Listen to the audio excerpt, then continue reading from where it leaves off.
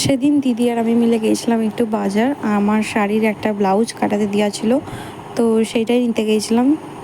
তো যদিও ব্লাউজটা আমার ঠিকঠাক মনের মতো হয়নি, তো তারপরে যেহেতু দুপুরে বাজার বেরিয়েছি, মাকে রেখে খুব কমই বেরোতে পারি একসাথে, আগের মতো আর বেরোনো হয় না।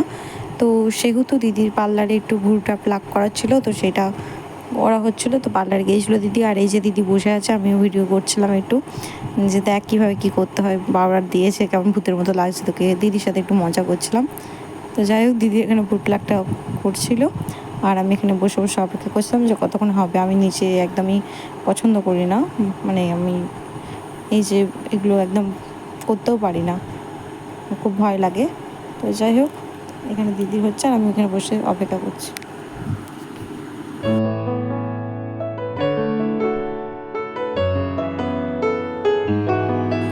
যাক, অবশেষে দিদি এখানে ভুল প্লাক করা কমপ্লিট হয়ে গেছে। আর এবার এখানে একটু ধূপ ছিল, তো ধূপ নিয়েছি, তারপরে এখানে একটু নিচ্ছিলাম মিষ্টি। আর মিষ্টি ছাড়া তো হবেই না, আর বাজারে এসেছি কিছু খাবো না, এটা তো হতেই পারে না, তো একটু আইসক্রিম টুকিটাকি কিনে নিলাম।